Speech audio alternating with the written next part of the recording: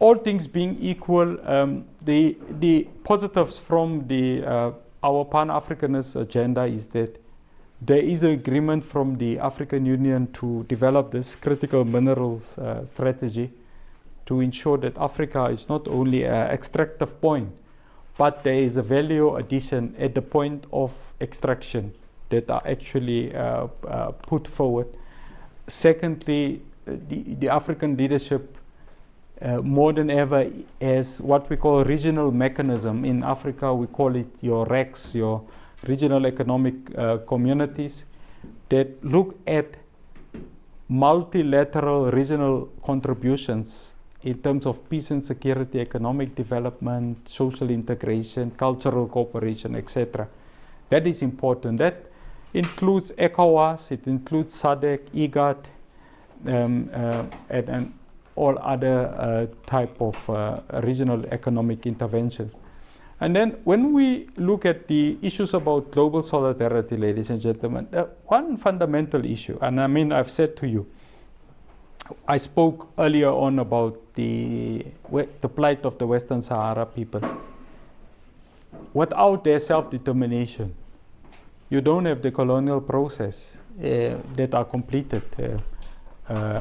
So we regard obviously the decisions of Morocco to continue to not allow self-determination of the people of Western Sahara to be in conflict with the AU decisions to that regard, including UN security decisions that speaks about the centrality of a referendum where the occupied people must decide on their own type of future, such as what happened a couple of years back when the people of South Sudan decided, obviously, to have a part of their own self-determination.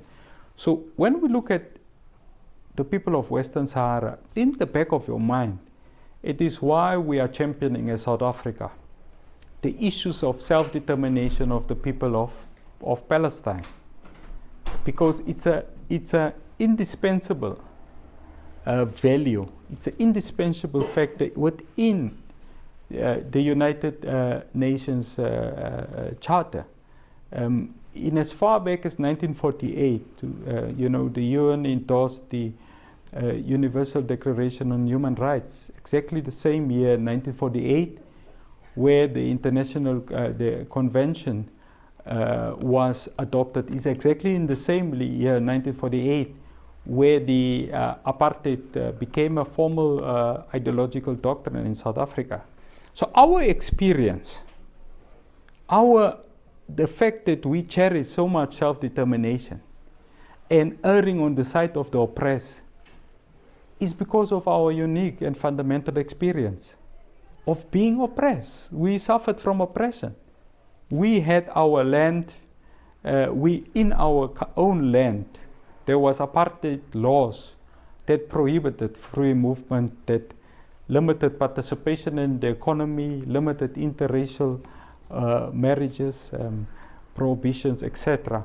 So that was our past experience. So when we err on the side of the oppressed, and we say self-determination for the people of Palestine is key and critical, it's because of the value in our own experience against the anti-apartheid struggle, our own experience as an African state that speaks about the fact that there has been a colonial siegement on the African continent from as far back as 1884 with the Berlin type of conference. So that obviously informs where we are. That also applies, ladies and gentlemen, if you look at the economic, unilateral economic blockade against the people of Cuba. So, and we'll come to that. What happens here in Ukraine? It's a mirror image what happened in Cuba.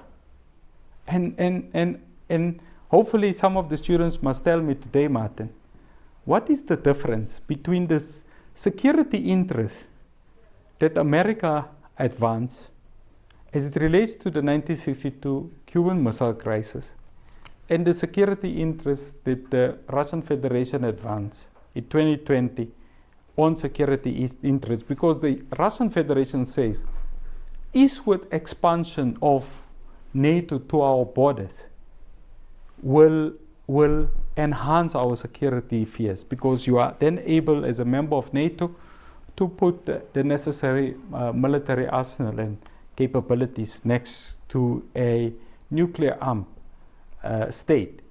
It's the exact same issues what Fidel Castro have done in 1962, 168 kilometers from the coast of Miami. There was a military complex that was put in place, and the security interests of the US, all of us understood that there was a difficulty. So there is that type of dilemma. And then I think, like I've said, any country, today we speak about the fact that there's a pushback against multilateralism, and that pushback is obviously perceived to be led by the US because of a number of pronouncements made. We were clear, South Africa. So when we speak about deepening, about cooperation with your industrialized nations and economies, we also speak about the US.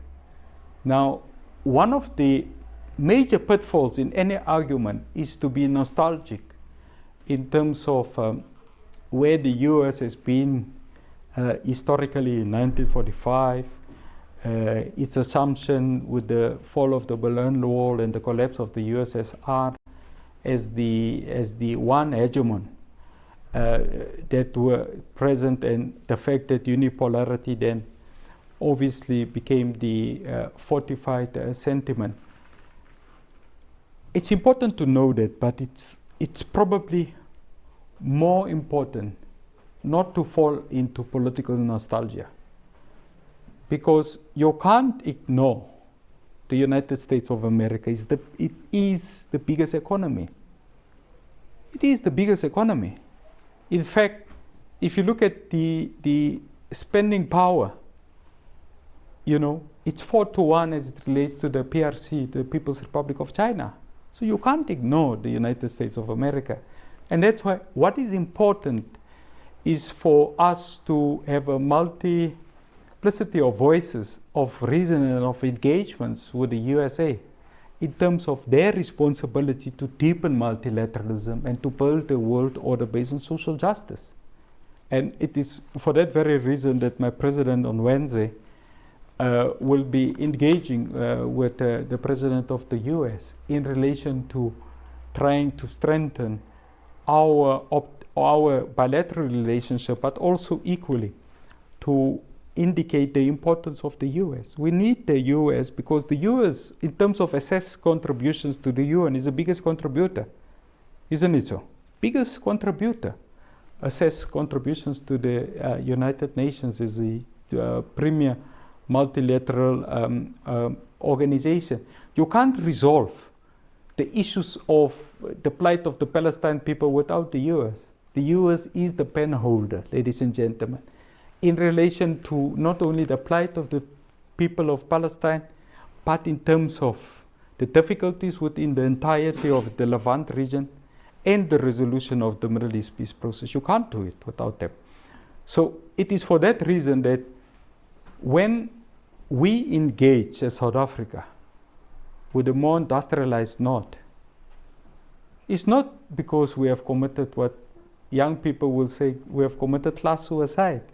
No, we have not committed class suicide. We are conscious as a South African nation about the need to engage your more industrialized economies. And then obviously your fourth priority from our side, which is the last, speak about the need to deepen multilateralism. And we do that to the transformation of global governance institutions. So I want to obviously explain to you this important example. We, in a couple of years back, were faced with a unique dilemma when we hosted the AU Assembly in Johannesburg in South Africa. The International Court, Criminal Court, your ICC, issued an arrest warrant for President Bashir, who was the then president of Sudan, if you can recall it. at that time, the head of state of South Africa decided to ignore the criminal indictment. And when the courts in South Africa, because we have a very strong judiciary, when the courts in South Africa says you are obligated to arrest President Bashir, he was then, given an accelerated exit out of the venue and put on an aeroplane back to Bashir. That is what the head of state of South Africa did that time.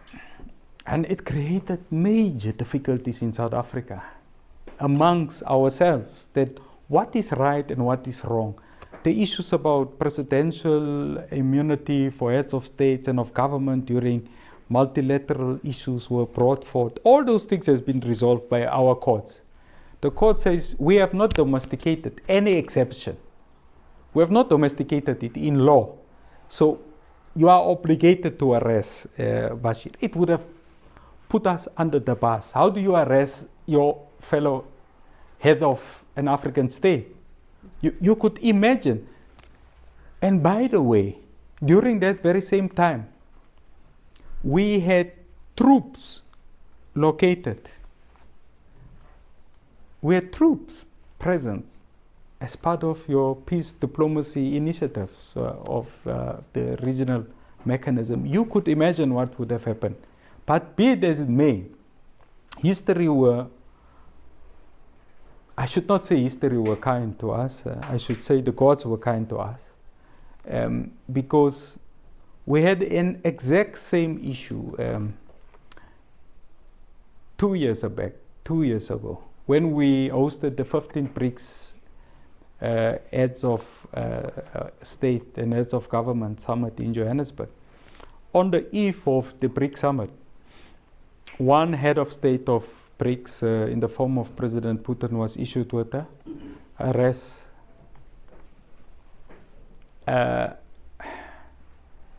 We were Godsmack, if there's a word like that, because it just created an immediate crisis. All right.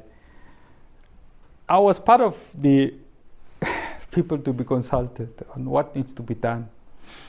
And we look at many avenues, and because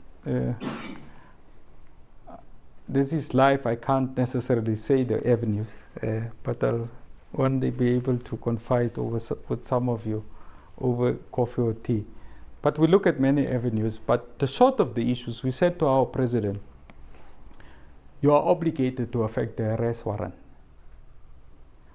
The biggest problem that we face with, the Russian Federation have already said anyone that seek to arrest President Putin is a declaration of war. Remember that. Now, we are not a nuclear armed state. We gave up nuclear weapons in 1994 because Nelson Mandela said nuclear technologies should not be synonymous with military assets. It must be only for development purposes. We gave up nuclear weapons. And this is a member of the P5 of the UNSC. And probably the country with the biggest nuclear arsenal. So we were in a great dilemma. And we had to then engage in what we call shuttle diplomacy. And directly engage President Putin on what is in the interest of the BRICS summit. And that is how we resolved the issues. But it was a very difficult issue. But what we are demonstrating to you is that during this exact time between President Bashir and President Putin's issue, there has been major engagement in South Africa in the diplomatic circles on what is right and what is wrong, to such an extent that there has even been a consideration to withdraw South Africa, our signatory to the Rome Treaty, and to remove ourselves from the ICC because of the criminal indictment that has been issued. But we then took a decision, no, the problem is not the ICC, it was our conduct. So once we have resolved that issue, Came 2024, when the Palestine people were besieged, we used the International Criminal Court for the purposes in which it should be used, to ensure that where individuals engage in criminal conduct, that the ICC are able then to play its role. And you can recall, for example, there was the indictment of Hamas leaders, there was also indictment of the Prime Minister of Israel, etc. That, ladies and gentlemen, it's for the exact same purposes why we have said if there is territorial dispute, so if any country says there's a problem of territory, the one structure within the UN architecture is the ICJ, your International Court of Justice. One of its mandates is to issue advisory opinion in regards to disputed territories. So we have said that if there's a dispute on any territory of any country, let's go to the ICJ. If there is any dispute, when we feel aggrieved as South Africa by the manner in which the Israeli state engaged with the people of Israel, we don't fuel war talks. No, we use the ICJ because the ICJ is a moderator in terms of global governance architecture, in terms of your grievances between different states. Your key moderator is your ICJ. Remember, your ICC is your moderator that even engage on the personal conduct of individuals and not necessarily states. So that at a high level is why when we are part of the BRICS partnership, we are chairing the G20 this year, because we regard global governance institutions as central to who we are as a being, our personality as the South African people. So I thought that, Martin, I must pause at that level. Like I've said, I said to Martin, what is important for me is to listen to your comments, because it's only out of engagement and dialogue that we can obviously, accrue value from each other. So thank you very much. Thank you very much. Floor is open. Please raise your hands, introduce yourself briefly. Thanks very much, Your Excellency. My name is Ronan Wordsworth from Geopolitical Futures, also a PhD student here. I've got two questions. First of all, regarding South Africa's position in the global sphere. I know you talked about the Cuban Missile Crisis after that the relations between Israel and South Africa are not the best, to put it mildly, which is, let's say, more or less understandable given the history of your country and given the history of Israel/Palestine. But don't you think that your president is, how to put it, he's overly too pro-Hamas, because in 2024 he described the atrocities of Hamas as how to put it, as a rational response to Israeli oppression. Okay, thank you. Please, Excellency, choose the one that you want to start. Yeah, let me start with a difficult one first. I think the gentleman. Remember, we have official bilateral relationship with Israel, with the state of Israel, as South Africa. But obviously, what we could not agree to is what we have seen. And let me tell you, Martin, I visited Poland. I was at some of you will call it what? Concentration camps. I call it death camps, because it's death camps. And the tour guide, so they take us through Auschwitz.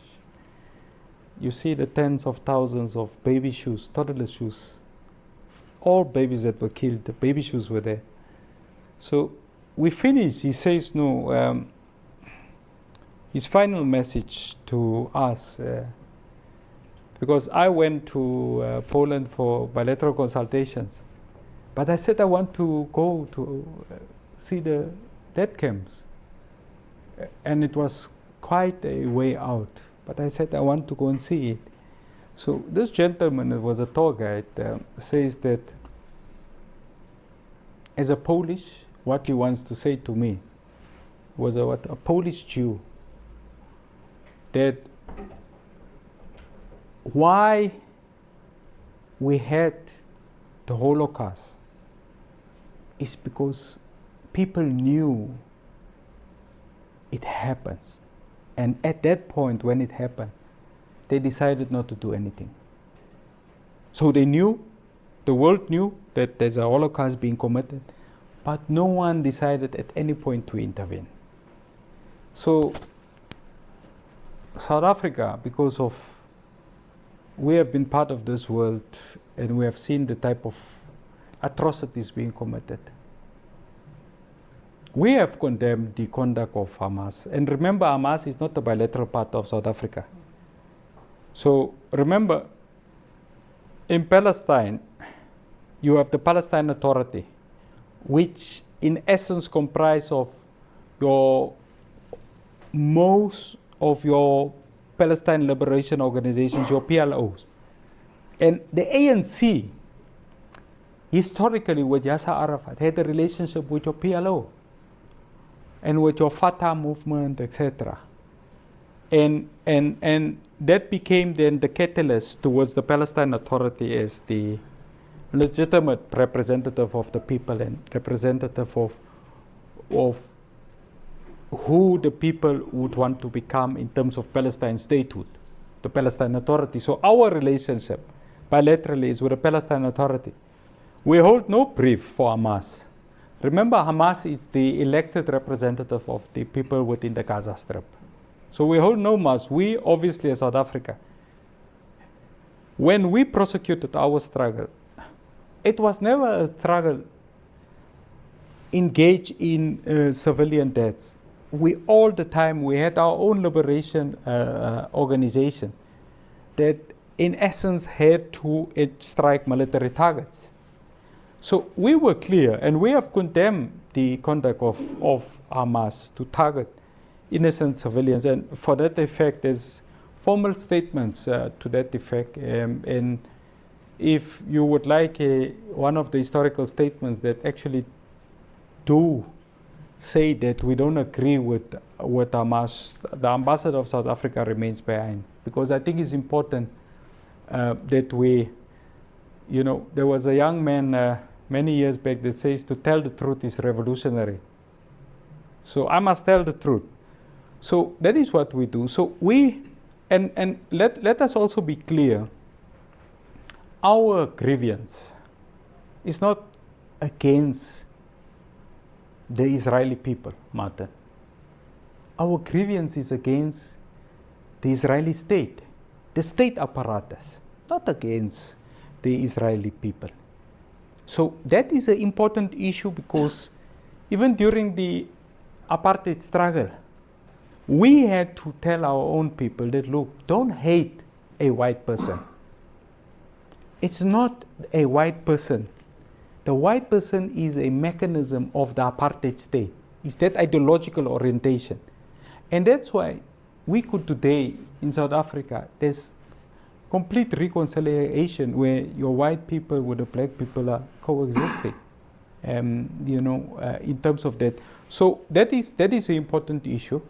So I thought we must clear that. Like I've said, what is our wishes on we are not naive. What we want is a two-state solution. Because here you have a situation where the Palestine people have,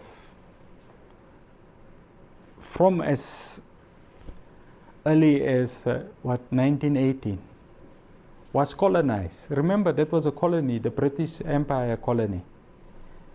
But there, the people, the indigenous people were the Palestine people. That is what history will tell you. So you had a British mandate. And then when they move, they then unilaterally decided to recommend the carving up of the indigenous land of the Palestinian people. So what we say, notwithstanding that, there is United Nations resolutions, both resolution is it in 1948 and resolutions as it relates to the two-state solution in terms of 6 June 1967 with East Jerusalem as the capital. That is the formal resolution. It founded its strand to the Oslo Accords in 1993. And every single UNSC decision is based on that. So my difficulty is, as all of us stand now, the one question that we must ask is what the Palestinian people wants. Okay? What the Palestinian people want, is it justified in law? In terms of international humanitarian law, what the people of Palestine want, is it premised on social justice? Is it realistic in terms of self-determination? So once you are able to tick all those boxes, you will come to the conclusion that the United Nations Security Council decisions must stand. What it means is that we must subscribe to the decisions of a two-state solution. You go to Palestine, the people of Palestine would say they want their own state. No peace-loving person of Israel, of Palestine would say they do not want an Israeli state to exist. That is not what peace-loving people of Palestine say. What they say, they want Palestine statehood. And then you have these organizations that abuse that, obviously for their own organizational purposes. So that is what the Palestinian people want. And I think it's important that, given the fact that you have had more than 60,000 people that have died in a war that they have been killed, isn't it so? Out of 60,000, how many are Hamas fighters? If someone can tell me, out of 60,000, 10% is Hamas fighters, then I am not privileged to be standing here in front of you. So what we are arguing for South Africa, because our vested interest is to ensure that, like what happened with us, there must be reconciliation.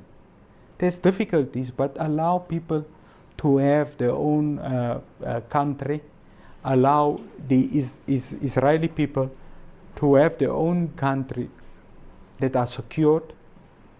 You have a prosperous Palestine equally, so that are secure. That is what they want. There's no other. You look, go to Jordan. You know, half of Jordan people, Jordanians, are Palestinians, isn't it so? It's actually Palestinian people. If you look at the families, you know. So that is what the entire people in the Levant region wants and subscribe to. And we have an obligation as, you know, people within the IR space to preach in a multiplicity of ways the same message. We understand the conflict, we understand the difficulties, we understand the actions of Hamas that was wrong against the innocent people of Israel. But this is what is needed. Now, if we do it all the time, we would be able to ensure that, you know, these people will obviously have their freedom. And yeah, look, my brother from Ethiopia, you omitted the most important issue. You said many important things, but your departure point was maybe wrong. Because your problem in Ethiopia is the problem of political economy. That's your problem. You are not going to have these difficulties, what you are having, if there was not a problem of political economy and the paradigm of development and underdevelopment. Why I say that, the biggest single project is in your hands. It's called the Grand Ethiopian Renaissance Dam, GERD. And that GERD, it's a big factor of difficulties between Ethiopia, Sudan, and Egypt. Isn't it so? Yes. So your problem, leave the difficulties within Ethiopia, between the Tigray Liberation Forces and the federal government of Ethiopia. That's your first problem. That problem finds a reflection in your domestic political and cultural issues. So the conflict will be heightened as it relates to how Tigray perceives the federal government and vice versa because of the issues about the GERD. And that for me is a key issue that we obviously need to resolve. So that is the first issue. Then the second issue is about BRICS. Look, BRICS, it's have three pillars. BRICS have three pillars. Political and security cooperation, no one speaks about it. Secondly, financial and economic cooperation. The media speaks about it, but they proclaim it wrong. I'll speak to it. And the third pillar is people-to-people cooperation. Now, I suppose one of the decisions why there was enlargement of BRICS to include Egypt and Ethiopia was to ensure that the difficulties that we are faced with in the region there can only best be resolved apart from bilaterally, but through a multilateral initiative also such as BRICS. Because you have them locked in, they are ongoing in engagements. We can better speak when we meet all the time, isn't it so? So that was one of the issues. So the issues about, if you look at look, BRICS is not a monolithic organization. Let's be clear about that. What keeps BRICS is because we are from the global south. But it's not monolithic. There's contradictions there. And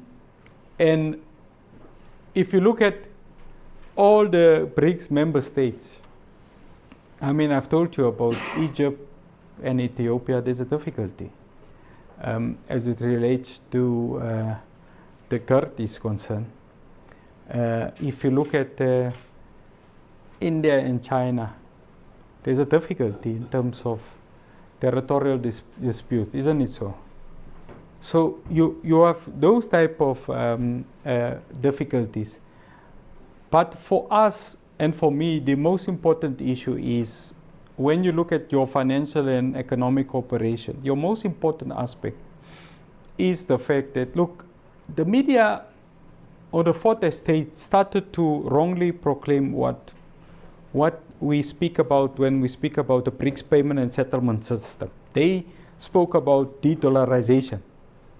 And then, because what the media spoke about, you then had the US that says, over our dead bodies, we are going to allow the de-dollarization process.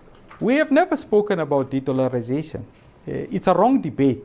You know, for South Africa, it's a wrong debate because unlike, for example, China, it have a very strong currency. Our currency is the rand, it's dollar denominated. If we speak today, if I speak here about de-dollarization tomorrow, the Johannesburg Stock Exchange will collapse. So that is not our debate. What we want to do is to ensure that we want to trade with Ethiopia through your ACFTA, your African Continental Free Trade Agreement, using our own currency settlement process. Remember, we spoke in the AU about DOCTA. We spoke about the Pan-African payment and settlement system, isn't it? So it was piloted now recently in West Africa. We want to use that. That is not an antonym against de-dollarization. It's not an antonym. So let's be clear about what it means. It just means, look, ladies and gentlemen, as we have the BRICS, the G20 presidency, One of the important commissions that we have is what we call Cost of Capital Commission. I am asking you, is it fair that when the Czech Republic have the same credit ratings as South Africa, and I'm making this as an example, we have the same credit rating, so Moody's, Standard & Poor, etc., gives us what? Say B. B plus? Yeah? B plus credit ratings. But the cost of capital is more expensive when the IMF gives us, say, special drawing rights. Why should it be? It shouldn't be, isn't it so? Because the credit ratings, myself and Martin, the bank says, no, you two are B plus. It means your financial behavior is reconcilable with our views.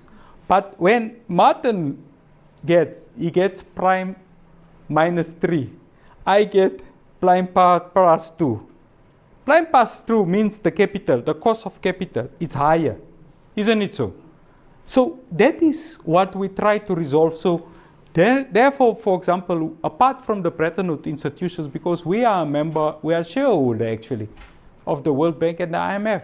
South Africa is shareholder. All BRIC member states anyway is a shareholder of the World Bank.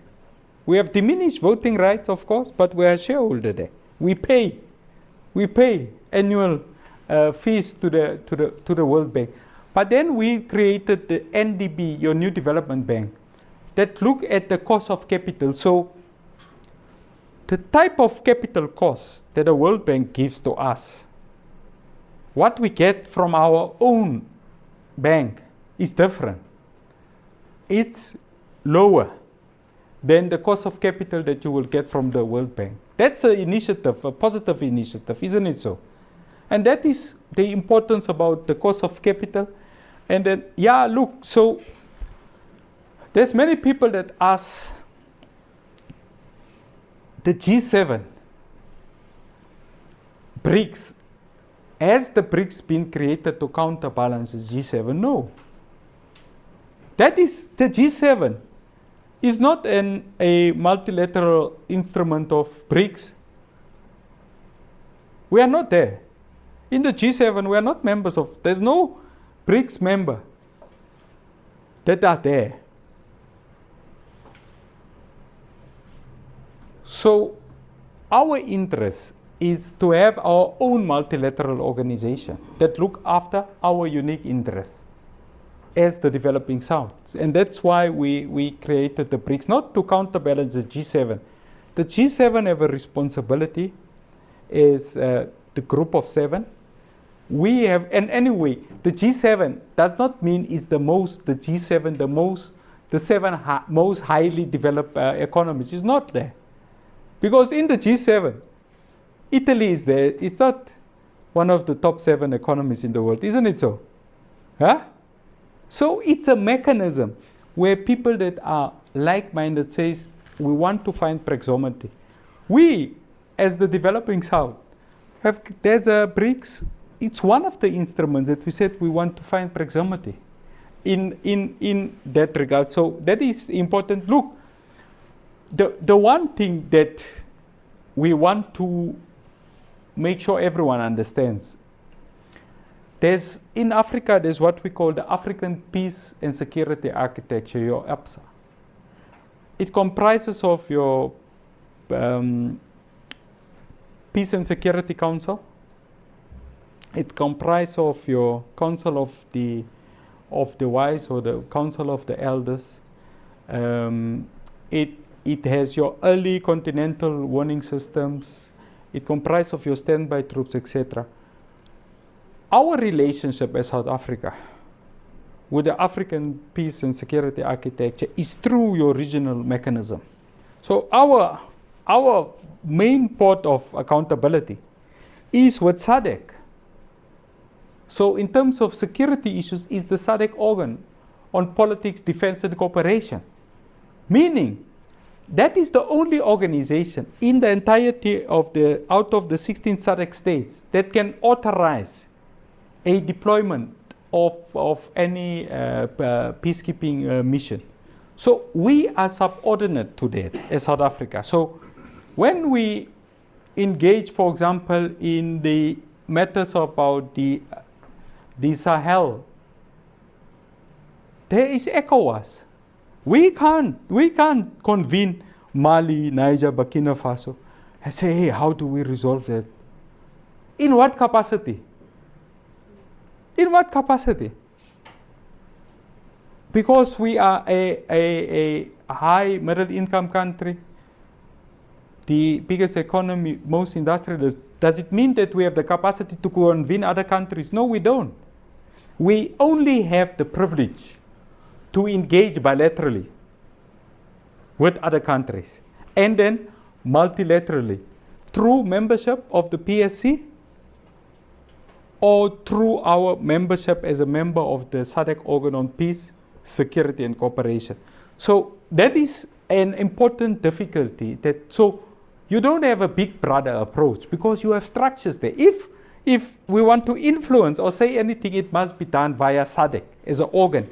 That is with IGAD, with ECOWAS, it's with all the other regional mechanisms. And then I think, Mr. Whitewood, you said an important issue. And I think you like a lot of politics here, that one, which is welcome. Let me first say that it's a, look, with Zimbabwe, we are from the, what we call former frontline states. So ZAPU, and not ZANU-PF, played that key role, and that is important. But obviously, as things have evolved, democracies, etc., we have a relationship as former liberation movements, and that is obviously important. So when there's a difficulty in Zimbabwe, we engage diplomatically with our counterparts in Zimbabwe. Now, the fourth estate, the media calls it silent diplomacy. I don't know what is it, silent diplomacy. You know, if all of you are members of a family, if there's a difficulty in the family, you can't speak to your neighbors and say what troubles your family face with. You go to the family and you speak to the antagonists in the family, isn't it so? If there's a niece of yours that are misbehaving, or there's an uncle of you that are misbehaving, you speak to the family. Now, we engage bilaterally with ZANU-PF leadership in government on how to better construct SADC and how to better ensure that we deepen democracy and good governance. That's what we do. For example, we were observer missions with the Zimbabwean election. Now, the difficulty, Martin, it's you guys. All of you here from Europe, you are the difficulty. Let me tell you why. You know, and Mr. Whitewood, you must do me a favor and read the report of the EU Commission Observer Mission, not of this elections of Zimbabwe, not of the one of 2024, the previous 5 years. I want you to read it. And Ambassador, I want you to link me up with him so that we have a discussion. There's a list of, I think it's 20 points, either 18 or 20 points that the EU says there is 20 reasons why the Zimbabwean elections 6 years back that was convened was not free and fair. 20 reasons. Now, I want to argue, sir, that if I have a difficulty, and it's a fundamental difficulty, you must be able to say, no, but there's two problems that you are having, Alvin. You don't listen, and when you talk, you don't read. You must tell me there's just two problems, isn't it so? But once you tell me, Martin, I have 20 problems, it will be difficult for me to understand what you say. Do you understand my point? So we want the EU Commission And this is important what you have said, because the EU Commission and the AU Commission are convening next week, Wednesday in Brussels. We want them to help us to construct and to deepen democracy and good governance in Africa. But how do you do it? Let me tell you how do you not do it. The parliament of Zimbabwe, that is a multi-party, appoint through a committee made of multi-party, of different political interests, appoint the Zimbabwean interview committees, appoint committees that interview ultimately your elections commissioners, the ZEC, Zimbabwean Electoral Commission. It then constitutes the Zimbabwean Electoral Commission. Now there's elections. Now remember, in South Africa it's exactly the same. It's called the Independent Electoral Commission, your IEC. The IEC, there's elections. Then there is disputes. Your first key organization that have a duty towards the people of Zimbabwe is the Zimbabwean Electoral Commission. The Zimbabwean Electoral Commission says, no, the elections was free and fair. There's these difficulties, but in terms of our minimum standards, it's free and fair. Okay.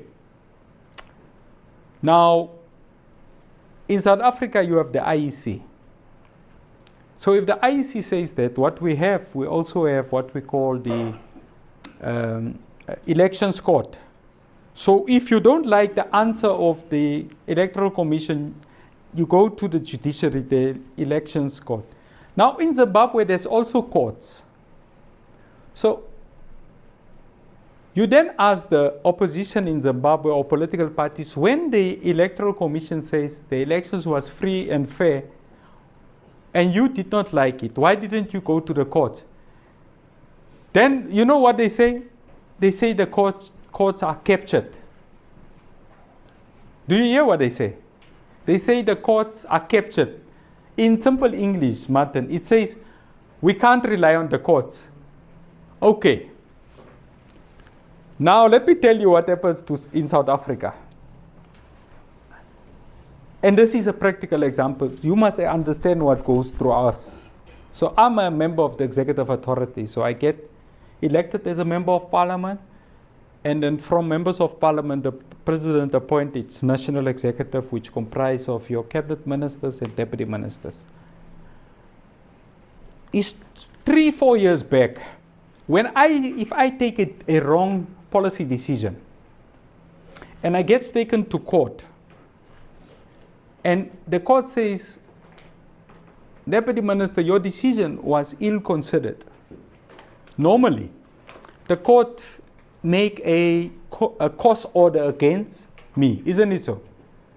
And then who pays? Government pays.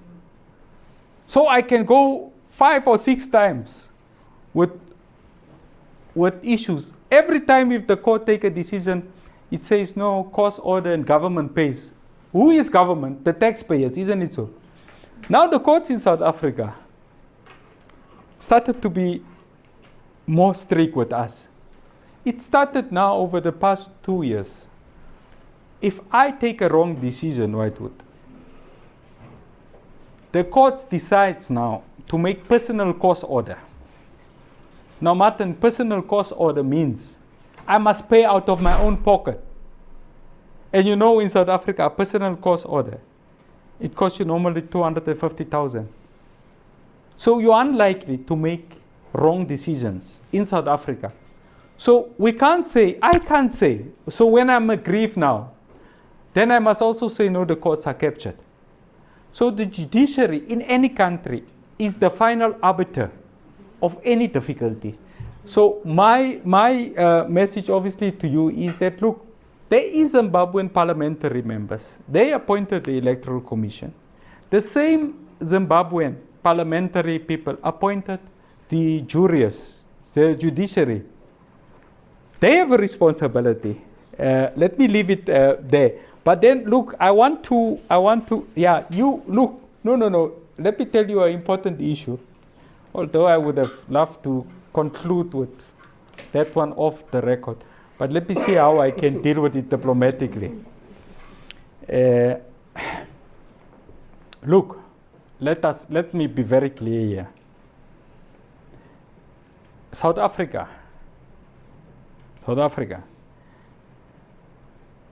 our industrialization is because of the G7 nations. I want to make this as a loaded, factual statement.